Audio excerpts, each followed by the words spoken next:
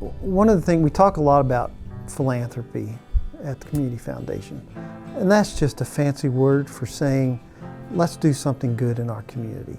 And that's what the Community Foundation does. We try, our little mantra is spread the good, and that's what we're about, is trying to spread the good throughout the community. And so that's where this comes from, is trying to make something beautiful happen in this community through the arts. Well, I was introduced to Wes. I had coffee any number of times at John Galt, and in the Atlas Theater there was some of his artwork, and I thought that was impressive. Then I went to I guess it was a fundraiser that the Immigrant and Refugee Center had, and they previewed the documentary for Wes's The Wonder Sound in San Diego. And I tell people I went in as a 50-something-year-old man and I came out a 12-year-old boy.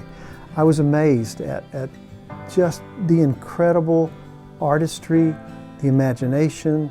It started that thought process, what can we do to bring Wes back to Greeley, to do something big that will be a part of our community. The way even Rand described it, and I had the chance when I got to see Adventure Forest down in Denver to get that same feeling Rand was talking about.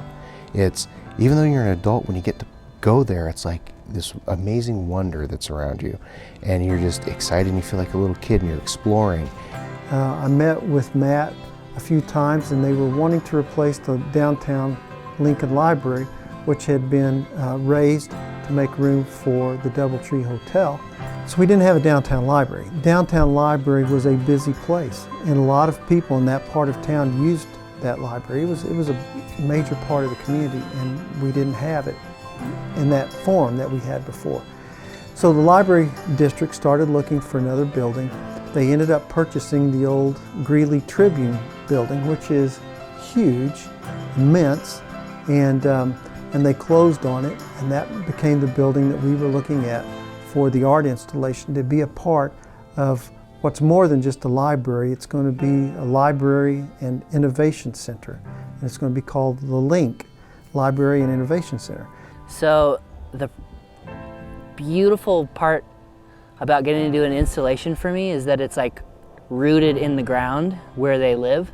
So there's always this big, fun, expansive, poetic research phase to the projects. So it's a partnership with the people of the place and then the natural world in the area too. So it might be a mountain range, it might be a whole forest. In this case for LINC, it's with the river. It's in partnership with the river, and all of the bright, fun, buoyant, flowy parts of it, but then also the mysterious deep waters of the river also. You come into it, you touch it, you feel it, you sense it, and you leave his installations with a sense of optimism, a sense of inspiration, and you're challenged by it. So the library seems to be a perfect space for the kind of art that Wes does. There's certain qualities that art draws out of people. It gives them a bucket to go down into their well. So to kind of run with that metaphor, it's like we're handing someone a bucket at the front door of the installation, being like, take this, go down to the depths, see what you bring out. I think that's where your purpose lies. I think that's where your deep connection to yourself lies. And when you draw from that place, in my personal opinion, I felt the benefit of that, and it makes me feel like a more clear-eyed version of who I want to be. And the natural world, and particularly the river, give me those bits and pieces as breadcrumbs for me to follow. And the art projects almost feel like I'm following in the wake of this big creature, and I'm just putting together pieces that it offers. And it becomes this gift that I feel like I've been given, and then I give it back in return. Every time you get to meet with Wes, there's this feeling of he's kind of leaving a little bit of himself with you. Which, by the way, look at this bird going by right here. That's an eagle. That energy, that whimsicalness, it's imparted to you. And this project is going to be able to do that. So it's really, I mean, it's going to be fun just to be a part of it, but it's going to hopefully really drive that excitement and that inspiration and that innovation in the community as well.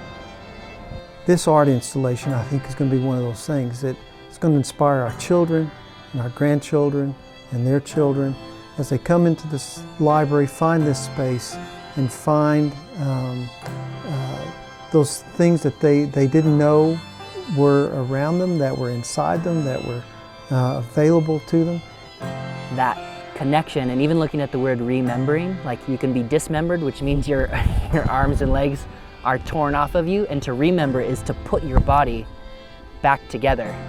So by participating with good poetry, with good stories, with good music, with good installation, you are remembering, you are putting your body and your whole self back together. And it's this process of continuing to find a more whole and more full version of yourself. I think libraries do that as a whole. They expand you, they give you space to do that, and then our installation rides that parallel wave with the rest of the Library LINC project.